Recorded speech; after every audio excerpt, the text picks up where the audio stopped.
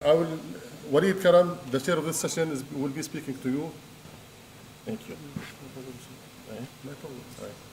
Hi, Fred. Hi there. Well, thank you for staying up late. I know it's 2:20 a.m. Your time on Friday morning. We're glad to have you with us today. I'm going to do a brief introduction about you before I leave the floor to you. Okay. Well, ladies and gentlemen, let me introduce Fred Baker. He's been involved with the Internet Engineering Task Force, IETF, the body that develops the standards for the Internet. He chaired a number of IETF working groups. He served as IETF chair from 1996 to 2001. He co-authored or edited around 50 requests for comments, documents on Internet protocols, and contributed to others. In addition, he served as a member of the Board of Trustees of the Internet Society from 2002 through 2008, and as its chair from 2002 through 2006. He was a member of the Technical Advisory Council of the U.S. Federal Communications Commission from 2005 through 2009. He has worked as a liaison to other standard organizations such as the ITUT. In 2009, he became chair of the RFC Series Oversight Committee. As of 2005, he co-chaired the IPv6 Operations Working Group in the IETF. He is Cisco's representative to a Broadband Internet Technical Advisory Group. He also has several patents. Did I introduce you well, Fred? Yeah, pretty close. Okay, all right. Well, it was natural that we have a session on IoT, the evolving technology that everybody's talking about these days, with IPv6 being implemented worldwide, with the new standards of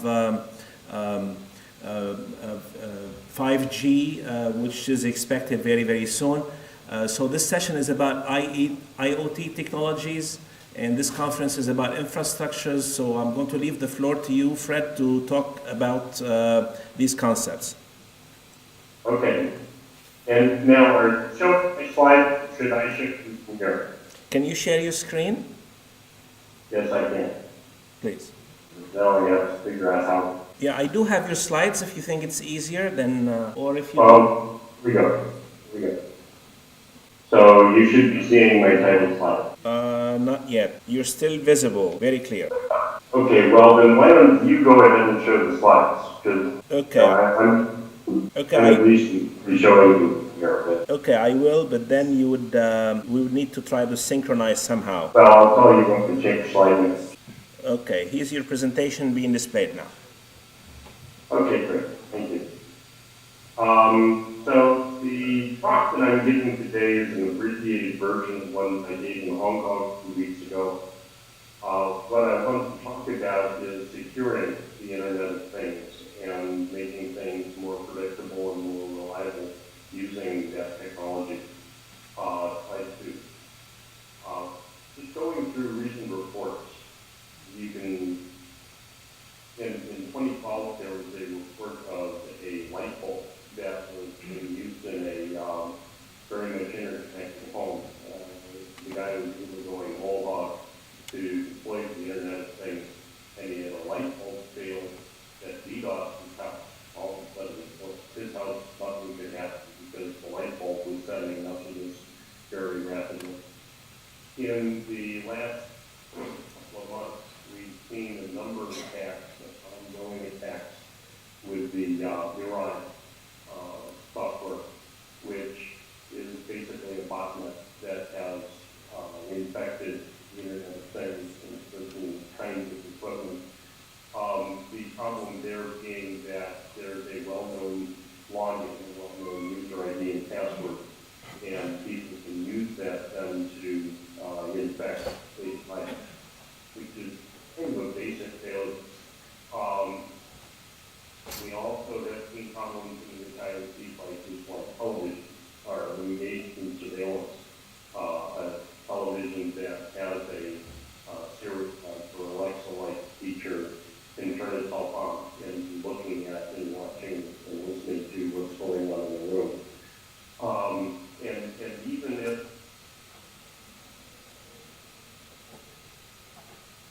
times that's actually okay. We want the device. The device is designed to listen. If I talk to my telephone and I talk to an Echo box and I say, Alexa, please do this for me, it's surveillance. It's watching. It's listening. It's sending the information somewhere and then accepting commands from somewhere else in order to go do something. It's doing what it's going to do. However, the fact that it's sending information somewhere else is in fact surveillance. And what we're looking at in some cases is the device being misused by someone that is not intended to be used. So now when we ask how to secure the Internet of Things, we're really looking at securing communications, securing sites, and then looking at manufacturing and maintenance. How can misuse be prevented, and how can we maintain the software that is in operational order? Now, the IETF has worked pretty hard on securing communications. You can secure information at best, which is important to take information, health information. We can secure data in flight using transfer technologies, such as TLS, DTLS, and so on. HTTP2 has an interesting characteristic that is not only using TLS to secure a conversation, but I can have several conversations in parallel with different devices happening there, and it allows them to secure the encapsulation of multiple sessions within a single HTTP2 string. Fred, And also note that, yes, sorry for interrupting. Which slide are we supposed to be on? we are on,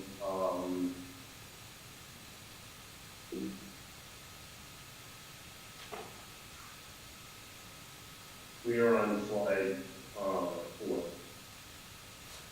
So, That's probably about 10 minutes. yeah, I feel like we are fighting yesterday's battle. This is it?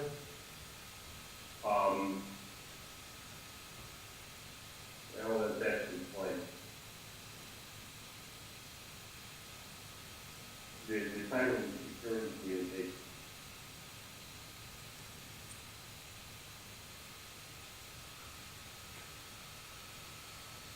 Okay, please go ahead. Okay, you know what? I suspect that you're looking at an older set of slides.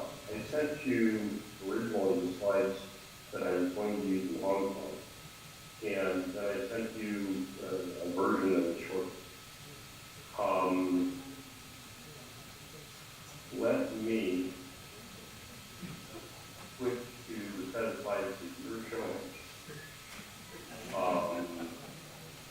Okay, so slide 4.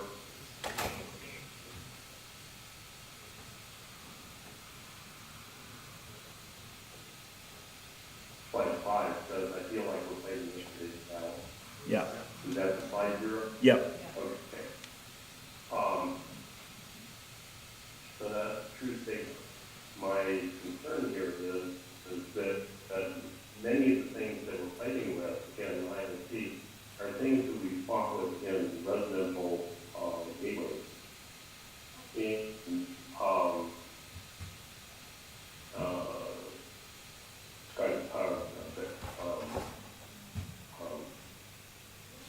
links and here, and that kind of thing, which we have, for the most part, since been able to work our way through as the problems for detection and the ones around.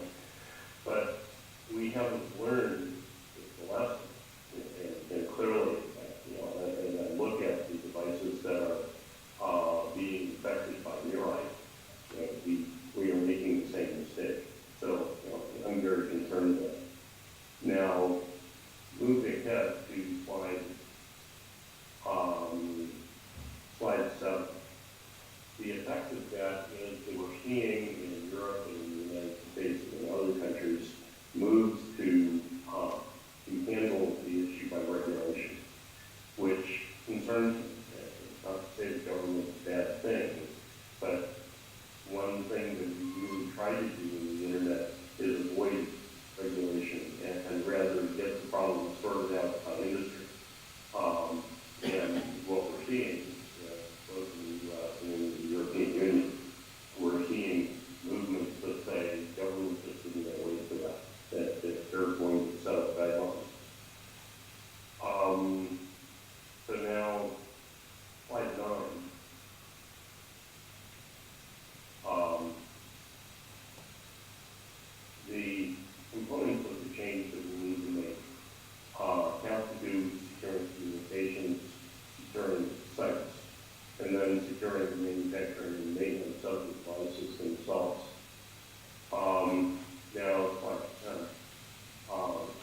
can be secured? Well, we can secure data at rest. If I have financial information or health information that is being shared, I don't want to share that with anybody. I want to share that with people doing it relevant and not share it with people that might just be watching. So I want to be able to secure data at rest. I also obviously want to secure data in flight. I want to secure sessions using that data. And I do that using TLS or TPLS. I might use HTTP2. And their great concern is using mutual authentication and authorization technologies so that I can know who I'm talking to. If I'm sharing information, let's make sure that it's somebody that's authorized to be to receive the information that I'm sharing.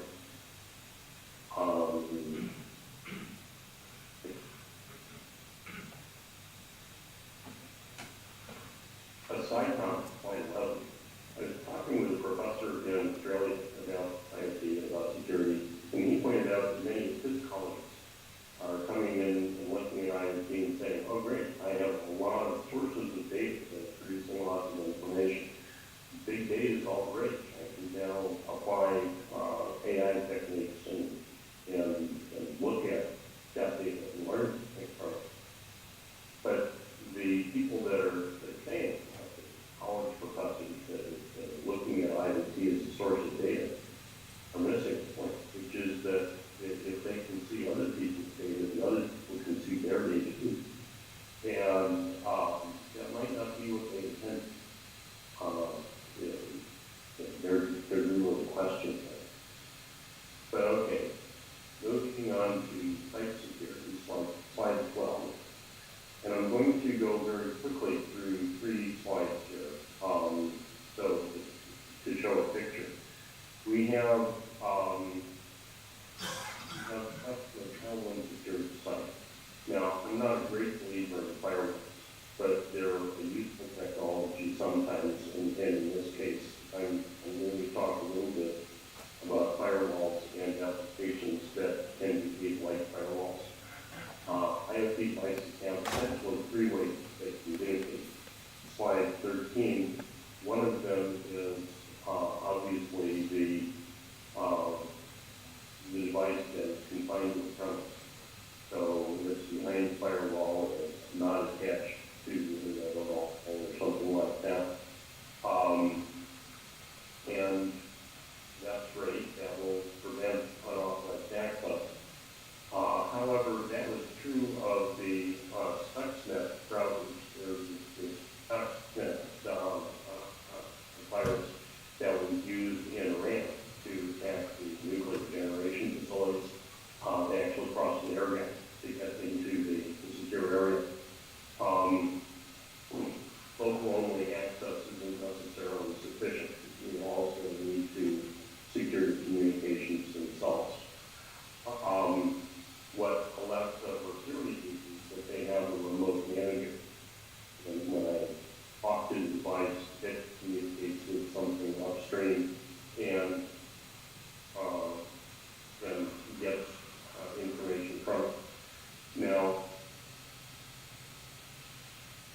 it's information not an app, and here you go.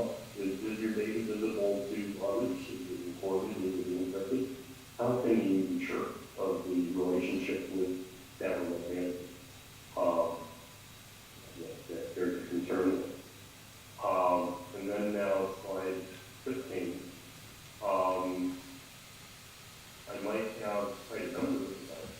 This is often true in industrial applications where I'm controlling lighting in the building, controlling robots on an industrial floor. I might have a number of devices within a location that communicate with the central remote manager or the set of remote managers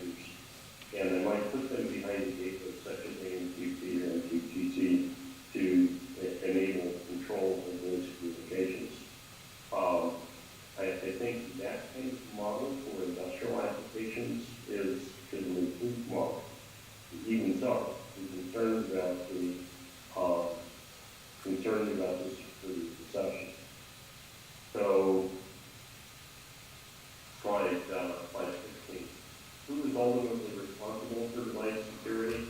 I use the analogy of sending a child to kindergarten. When we send our kids to school, we tell them to not talk to strangers, and not get themselves kidnapped or whatever. But we let our devices talk to strangers, and we don't follow our own mindset. And that's a problem. This is where visual authentication comes in. We need to, we have with IoT the capability of saying this device should really only be talking with a very small number of other devices. Let's make sure that we can detect that stuff. Now, coming to manufacturing and maintenance, and this has been the big thing in Europe. Open source software is often a good source of functionality to put in an IoT device, but patch maintenance is an ongoing problem with open source software. The fact that somebody has developed a patch to fix something doesn't mean that it's got to apply to the device that uses it. So we need to make sure that those patches are in fact maintained and up to date. And the vendor, I think, is responsible to periodically update the software and ensure and that the software is kept up to date. And of course, tested. Now, bringing this to a close, slide 19. In Iran, we have at least one vendor, this one in particular, one in China, that is being forced to recall Marc on the product, which is an expensive and difficult operation. And, really, isn't there a better way we could do things there? The link that provides on the site is an article that quotes the saying that it feels like it's being alone, that people are pointing at the earth and threatening legal action. And that's kind of shooting messages. Couldn't the company be maintaining the software and then taking responsibility for issues that arise in it? This is kind of security 101. And the final slide, slide 20. I have a link here which quotes the Department of Homeland Security and U.S. Search as a recommendation that they go. We're hearing full investigation from a variety of sources that simply say, listen, let's not have false passwords, let's change them to strong passwords. Let's update the devices from time to time with security patches to save button up so that people can't use that as a mechanism to get in. And then when we're purchasing IoT, obviously policy from reputable vendors, folks that have a reputation for being sensible in security. This isn't news. We've been this way for a long time with residential internet technology. We should know how to do better. And we'll be, we should be doing better. So with that,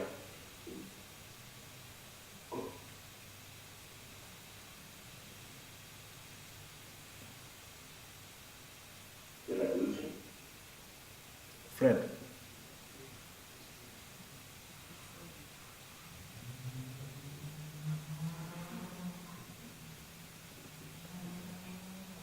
Hello, Fred. Hi there. Did I lose you? Well, yeah, we lost you for the last second maybe, but I think you wrapped up by, we can do better than this. Yeah. Okay, great. Well, thank you for this inspiring talk. I think we can take one or two questions from the audience, if you don't mind. Are there any questions for Fred? Please. I'm going to pass the microphone to you. I don't I think this would be back here.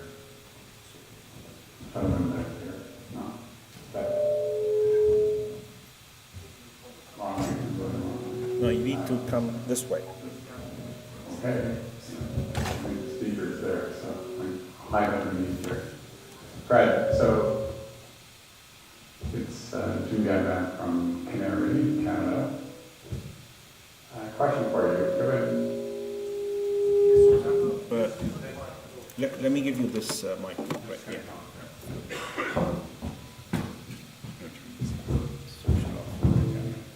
So it is was a fantastic talk. Given that these flows at IoT are not really what anyone would call elephant flows, they're actually quite small. And the characteristics of most of the NRENs around the world are that they're very big fat pipes.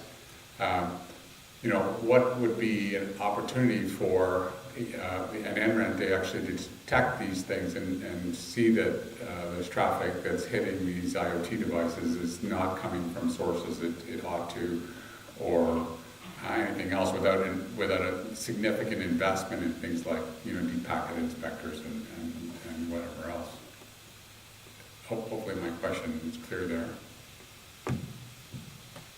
So, you're wanting the NREN itself, the customers and subscribers? Yeah, if there's an opportunity there. Yeah, if there's an opportunity there. Well, okay, there is an opportunity there. If the NREN is able to do that by deep packet inspection, then the flow is already insecure. It's not restricted. I would think that the NREN is taking advantage of the security faults that exist in the IoT software to begin with. I would suggest that the better approach is going to be what's followed by other networks, ISPs in general worldwide, which is that when they see attacks on Mirai, was attacking DYN did, and when it sees a large data flow going towards the end, it should be intercepting that data flow and redirecting it to something, rather than going for DPI technologies, in my opinion. Okay, thank you. Are there any questions from the audience? Okay, well, thank you very much, Fred. We appreciate your inspiring thoughts, and sorry for keep you late at night up, and wish you a good night of sleep. Thank you very much. Okay, thanks.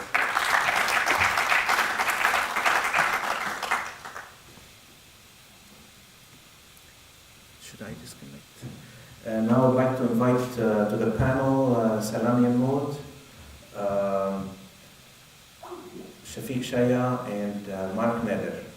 On IoT with persons available with us face-to-face, and I would like to start by introducing Marc.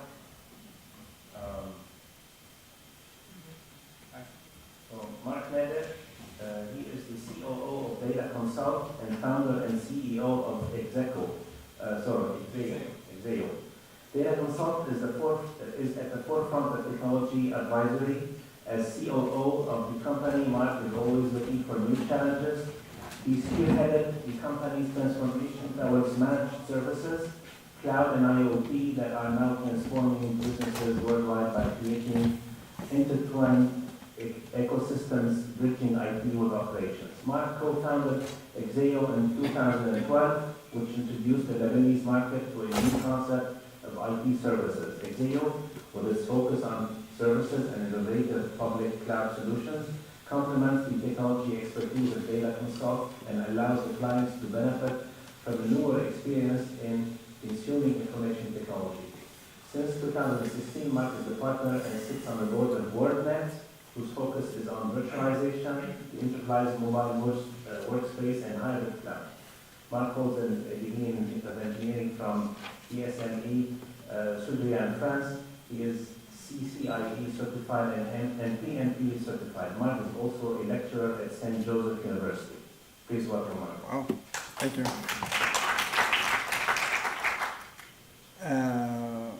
I'm supposed to present something, so I don't know, it's not showing up.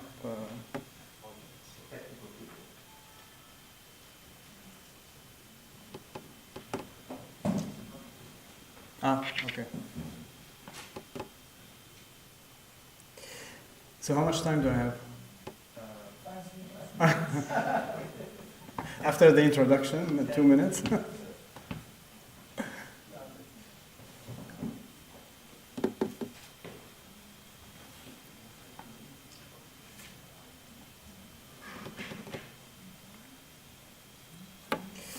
All right.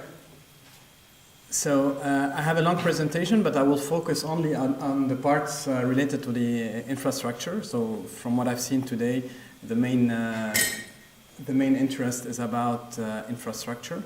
So my background is technical in architecture and networking. So I will try to explain what are the different components that are part of most of the IoT implementations. And obviously I will focus only on the industrial IoT. IoT is a word that covers lots of different areas of technology. We will focus only on industrial IoT and the applications that leverages wireless networks. So the whole idea is trying to explain how, by collecting data generated from devices, sensors, or machines, how we can, build applications and achieve a business outcome. So I mapped this architecture by using the data flow.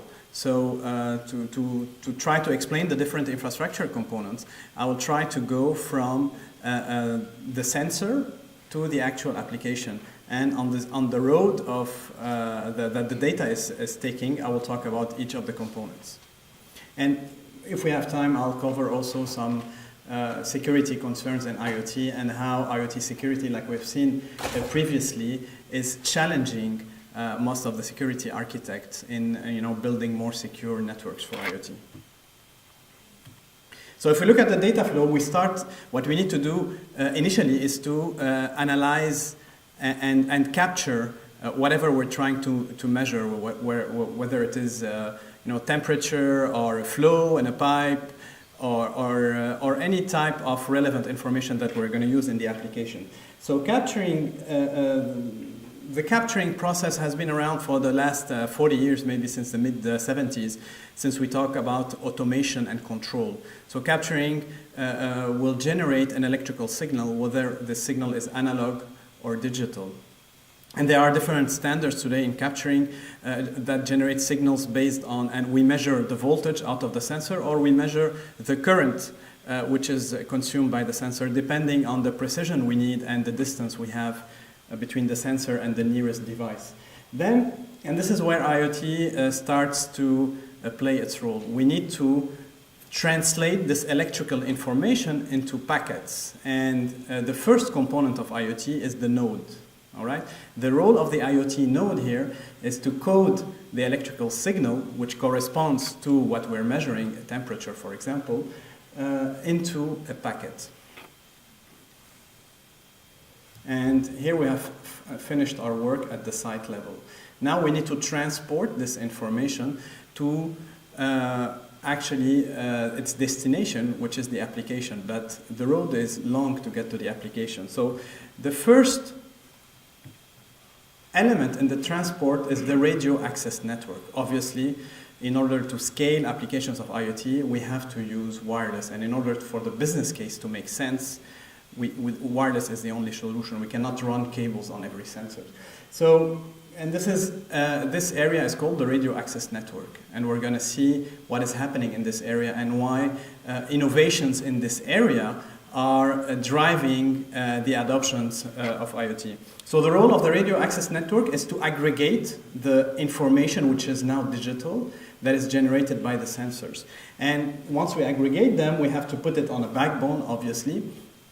I mean, in every country, there's a backbone, whether it is served by an ISP or a national carrier. And the role of this network is to drive it to the data center or to the place where we're hosting our application. And obviously, there we need to store the data, analyze it, and take actions depending on the application or the business process that we're implementing. And as I said earlier, the enabler is the fact that today we have existing wireless technologies which are helping us solve this problem into how we're going to collect the data from the sites. So the problem is in collecting the data is mainly a power problem. So if we look at all the wireless technologies we have today, and if we try to map them in between distance and power used, so we have technologies today to achieve long distances using high power. So these are satellite or cellular technologies. So we use our phone. This phone consumes power and the battery is charged every day, but this phone can connect to base stations which are a few hundred meters or a few kilometers away. And same thing with satellite. We need to power our satellite modems to communicate. We also have a technology that is capable of reaching very closer distances, all right, and consuming high power like Wi-Fi, or low power like Zigbee, for example, or Bluetooth Low Energy. The gap is spanning long distances with very low power usage, which is what is required today in IoT. And this gap is filled by a technology called, or by an area today that we are calling the low power WAN, okay, the LPWA. So what are the different technologies available in the low power WAN? The first one is Sigfox. It's a private company, private French company, which created a protocol network based on the 868 megahertz, which is in most of the countries bandwidth available for use. And the idea is to use a very narrow band,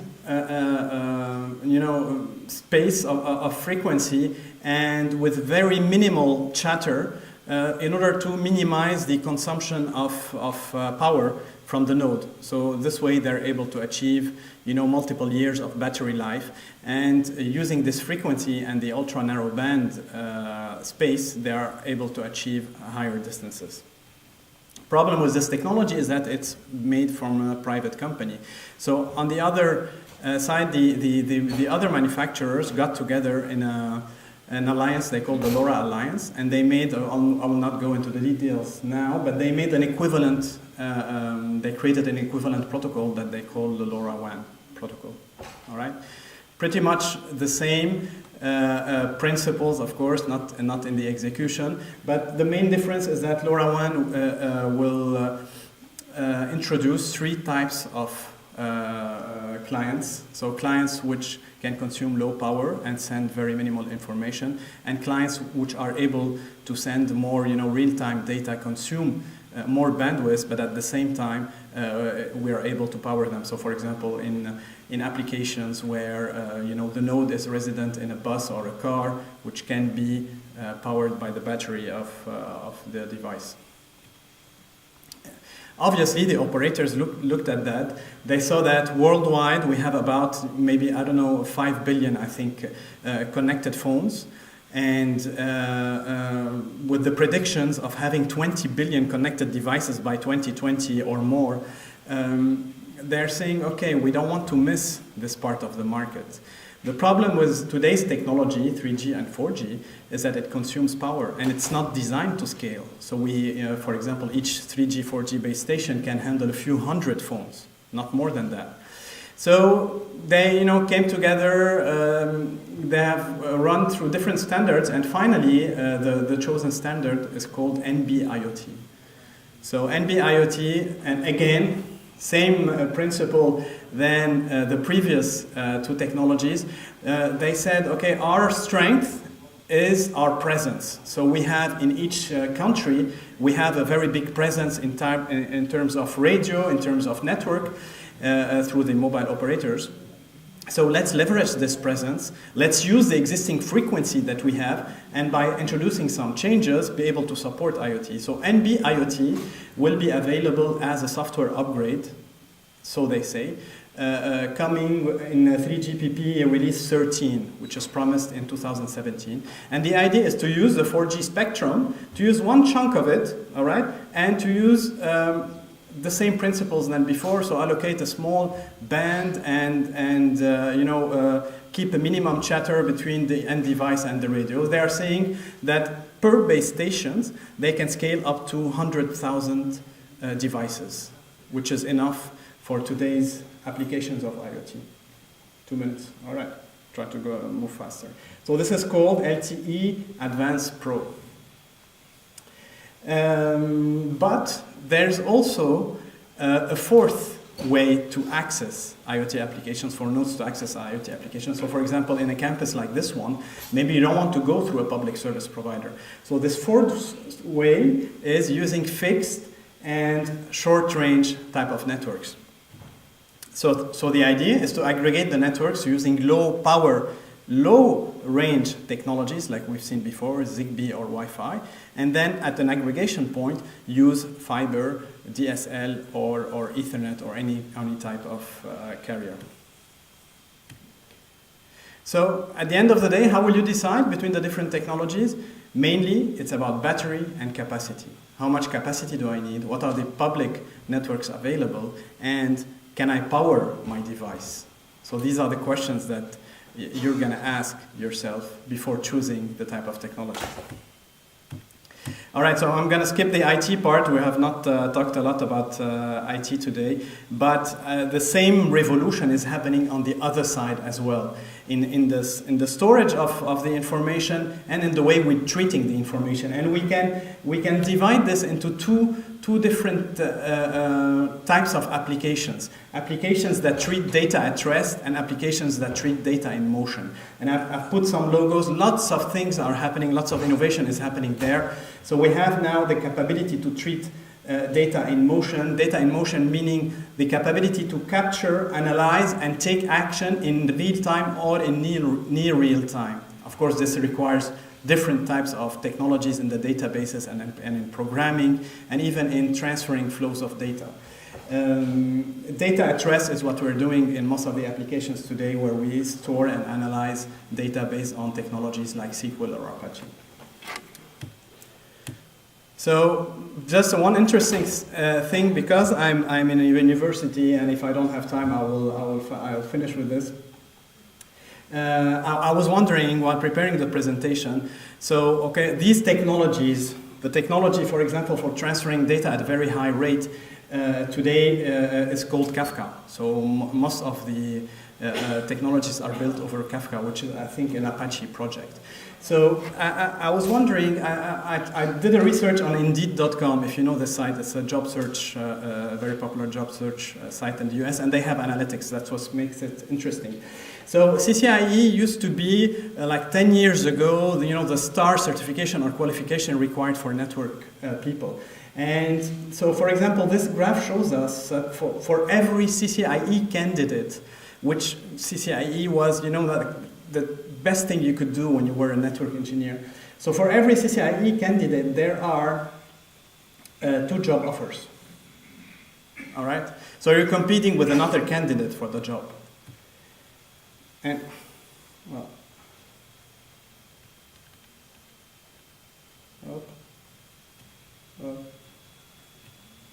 okay, so it's not appearing. It is appearing. No, it is appearing on this slide. And for every candidate that has a Python knowledge and is able to program or script using Python, there was grosso modo 1 job. So for every 1.2 candidates, 1 job. So 1 to 1. But for every candidate who knew Kafka, okay, you had 6 job offers. So 6 job offers. So it gives you an idea how much these types of jobs, I mean, these qualifications in Internet of Things, whether it is, from the network or architecture side, or whether it is from the IT side, are requested in today's world. Okay, thank you, Marc. All right. Sorry for the short time, but I understand that we have to. All right. I hope you enjoyed it, and if you're interested, I'm available for questions or anything after the conference. I invite now Salam Yamout. She's the Regional Director Middle East for the Internet Society since November 2016. So she's new. We can all congratulate her on the new position. She's responsible at the Internet Society for heading the Middle East Regional Bureau and promoting access to the Internet for the benefit of people everywhere. Prior to joining the Internet Society, she was the National ICT Strategy Coordinator at the Office of the Prime Minister of Lebanon. She holds an MBA from Securiy in Beirut and a Master of Science in Electrical Engineering from the University of Arizona. Thank you, Dr. Walid.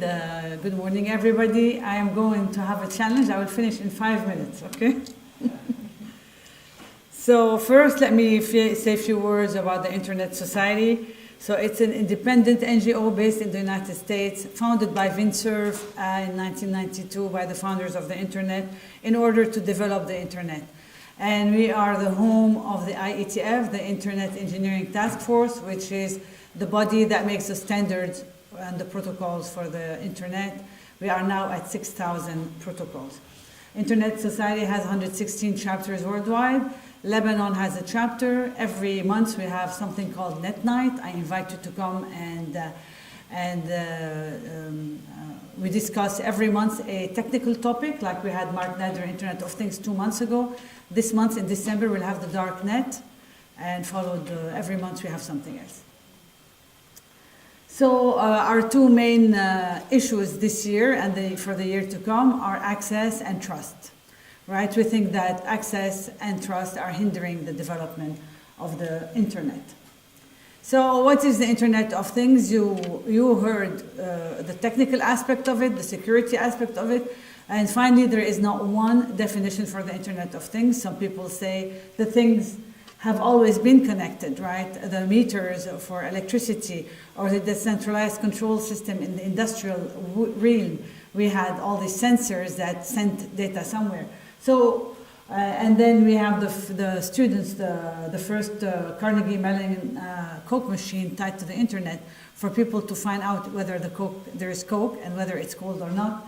And in the University of Cambridge, the Trojan Room coffee pot, the first webcam to actually see if there is still coffee in the coffee pot before the people would go to that coffee machine to get coffee. So, I mean, it's been there. What is new about it now? What's new about it now is the size of it. We heard about the numbers. He says 20 million. My numbers are 100 billion devices connected in 2025. And we're surrounded by it. Your light bulb, your refrigerator, your oven, your mazout meter, everything, your television, okay, is going to be on the internet somehow, and this data about you and everything is flowing around. So what are the key issues? So there are 5. We'll talk just briefly about 3 of them: security, privacy, and standards. So on the security front, you've heard from Fred Baker. We think it's the most pressing problem because, as we said now, your television can initiate a DDoS attack on you. Your light bulb can do the same thing. The attack on DIN 2 weeks ago are a perfect example. Every 500,000, I don't know how many cameras at the same time started hitting on the DIN's website and brought it down. So when you're buying a light bulb, do you know that your light bulb is actually capable of being part of a DDoS attack? Okay,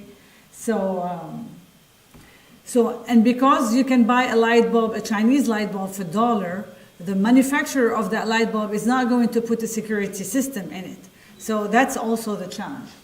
Okay, so at the Internet Society, we believe in the collaborative security approach. Ted Baker talked about it a little bit. It's not one person. It's going to be it's a collective responsibility. The manufacturer has to do something. The network operator has to do something.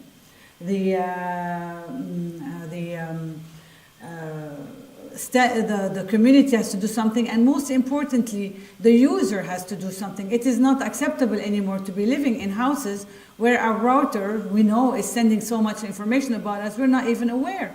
We're not even aware that the Samsung TV is internet connected. Somebody could be watching us from the Samsung TV, you know? About the privacy, so it's another thing, because maybe it doesn't matter that I ordered milk yesterday from the supermarket using my smart fridge. But you know, at the end of the time, if people are aggregating this data with Adobe and Spark and all of these tools, then they have a full profile about me that is available to everybody. Maybe one stream of data doesn't mean anything, but all of them combined are going to give a very full picture about me, and I am at risk. Okay? And most importantly, also the surveillance and tracking things, again, the Samsung TV or other devices, would be somebody's watching us in our own home. So we have to think again about our basic rights and the sense of personal safety and control, and we have to be aware of it, as opposed to just think this is not a problem that concerns me. Okay? So there's a lot of, I'll skip this one. So for the operability and standards, so standards are a major problem. You heard it from Marc already. For the first range, there is Wigi and Rome and whatever.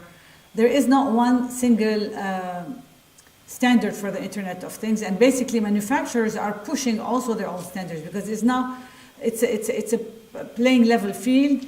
Samsung and others manufacturer would like to push into the market with their technology, thinking that it will become the number one technology and people will use it. It will become the standard. So right now nobody is talking to anybody, and the lack of technology standards for IoT is what is making this sector not grow. It's one of the major impeachment to getting IoT to an industrial level. Okay, so again, so there's a land rush. People are taking the risk to putting their standard first. And where is interoperability needed? Does my television need to speak to my refrigerator and to my light bulb? Huh? Maybe my refrigerator needs to talk to my oven, because so then it automatically knows that what I'm cooking and what I need to order from the supermarket. But if there is no interoperability, I will not be able to do that, you know, because then the fridge is been talking one language and the oven another language. And so the closing thoughts are IoT is happening, and the effect is not only technological, the effect is social on ourselves. Is how we live is being changed by this Internet of Things surrounding us. And the challenges must be addressed to realize the opportunities and benefits. They are significant, but they are not unsurmountable. So solutions maybe do not exist today, but as Ted Baker said, we can do better. We need to find a solution, and most importantly, we need to be engaged in the process. Thank you.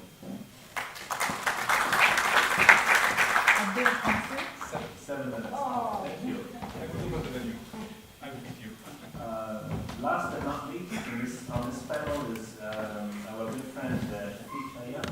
He has over 18 years of experience in internet and telecom industry. He has joined RIDE NCC Dubai Regional Office in 2014 as Regional Communication Manager for the Middle East.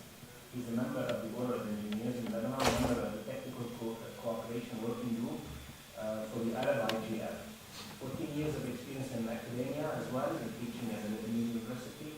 He holds an MBA degree in computer and also a computer engineering background. He's currently pursuing his doctoral studies on internet governance at Stanford Chaya University in the UK. Please welcome. Thanks, Dr. Walid. Thank you once again. Good morning. So I will try to do better than Salam, 7.5. Let's try to do it in 7 minutes. So just to follow up on my colleagues' presentations, I will try to do a sum up of the evolution of this Internet of Things. So what we can see here, I repeat that Internet was an academic project. So it was launched by students from Stanford University in USA, and then it was commercialized now, and then we'll have the first revolution in 1989 with the Web 1, the second revolution we can say in early 2000 with the Web 2, and with the communication technology and internet, we are in the era of the Internet of Things. So what's happening here? We can see that Internet of Things, as Marc and Salam said, it interconnects people, objects together and give the status or certain metrics about these people, these objects, or about the surrounding environment. Internet of Things is a very buzzword, very big word. A lot of definitions. And till now, the debate is still high about what's exactly Internet of Things. But in this context, what I will focus in is the marketing issue of the Internet of Things. Here, the marketing issue is the future. So if we want to think about the Internet of Things, it's about the future. And the industry, the people, the consumer, they are looking all for the future. So all these people, all these industries, all these objects are connected through the internet. I will not repeat what Salam said, but these are the three main challenges, because with every new technology, there are challenges. So the main three challenges: standardization, interoperability, security, and privacy. What's important here now, it's how will the Internet of Things impact the Internet Protocol version 6. This is I cut this paragraph from the European Commission on Internet of Things, where they support and they encourage the IPv6 deployment. Why?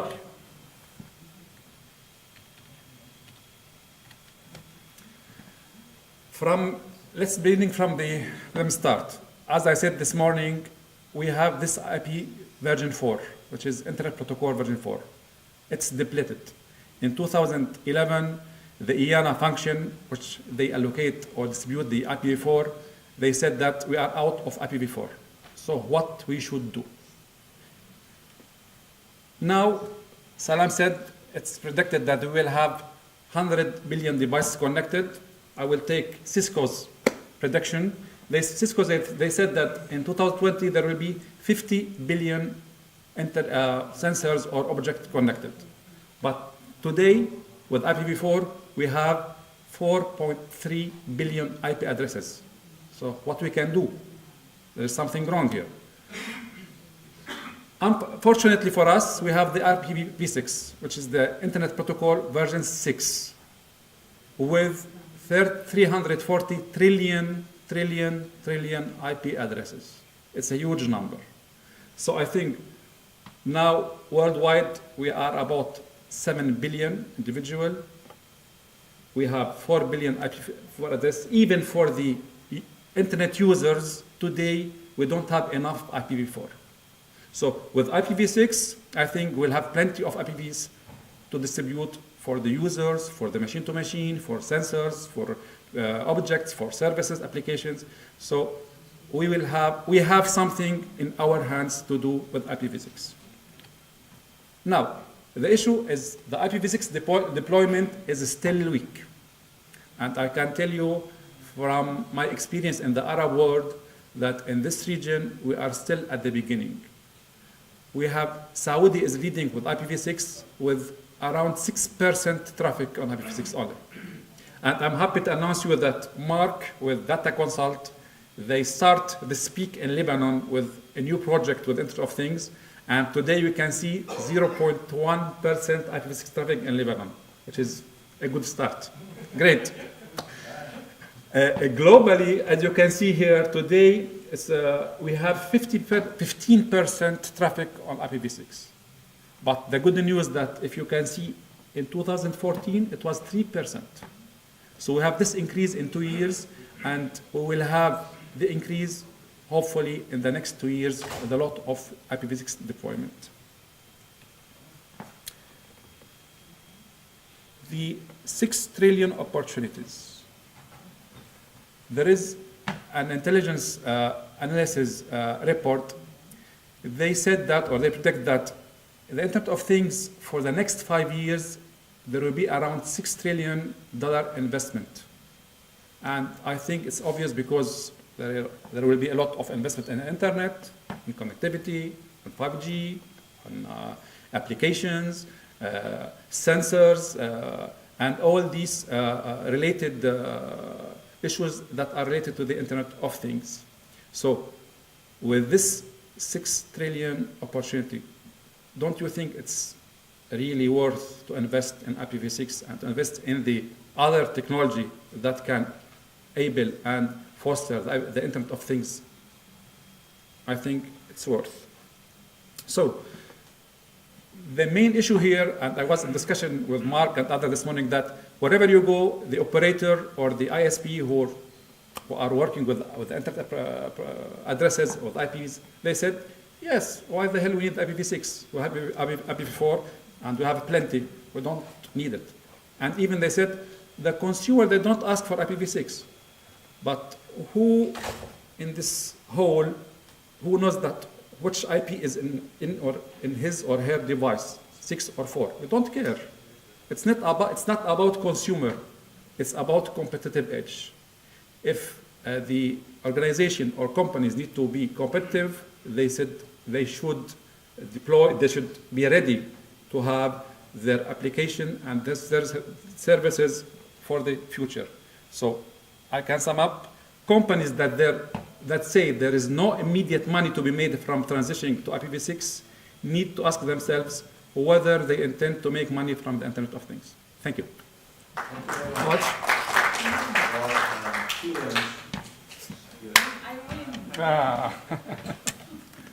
Okay, well, that was great and an inspiring talk by all of you. We can, I think, allow ourselves 2 minutes of questions before we go to lunch. That way you will probably be more hungry and you eat more.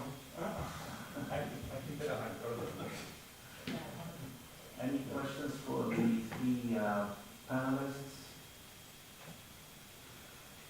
Yes? Do you have a microphone or would you speak up?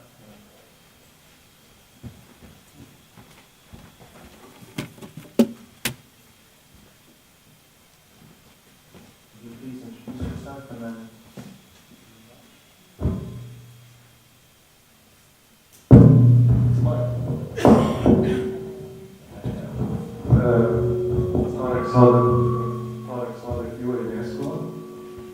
Thanks for very interesting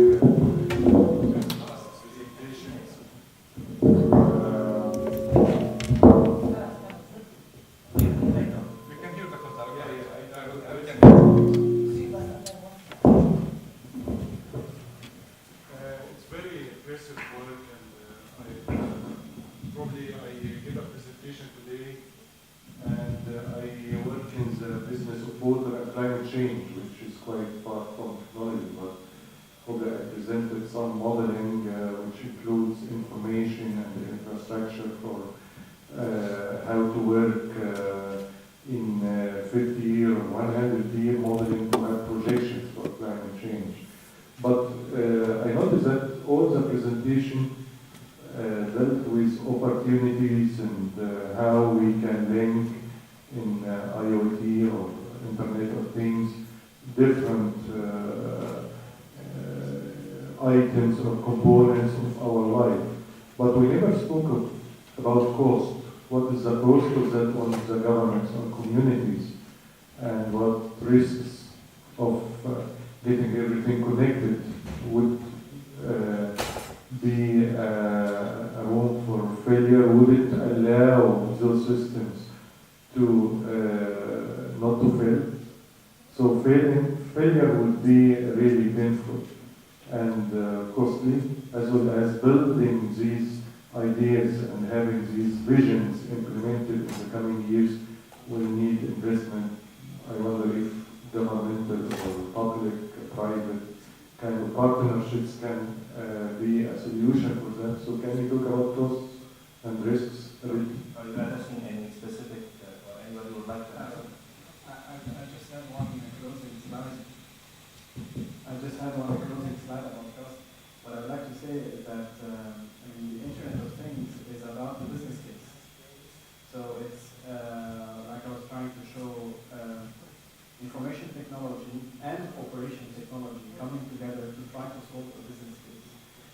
cost is within the business case. So at the end of the day, the objective of IoT is either to save money on an operational process, to optimize it, or to help you generate more revenues from an existing process. So that's the purpose of the Internet of Things application. What can I help?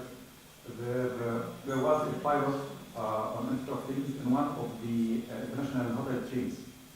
And you know that the hotel that they have this system of ventilation, air conditioning, heating, and all this stuff.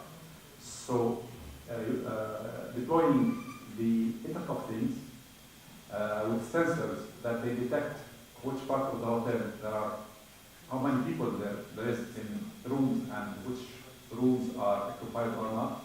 It seems that they have cost saving of $60,000 per month just turning on and off air conditioning, ventilation, and heating. So this is one of the opportunities. Another thing from the consumer perspective, the European Commission, they have something called consumer protection. And this is in line with your concern and our concern, and all of us, that how we know that if we apply this Internet of Things and if we will change the operator or the service provider, we will not pay another time, or third time, or fourth time. So this is the standardization issue, which is very important, that I have the freedom to choose which operator I will go with. Not if I want to choose the operator, I will change every sensors and connectivity and all these things. So yes, there are still concerns, but we are still at the beginning of the Internet of Things era. So hopefully things will go in the line of privacy, security, and consumer protection. Okay. Well, thank you very much for attending this panel, and I think we're all invited downstairs to lunch, and you're free to chat with the panelists on the topic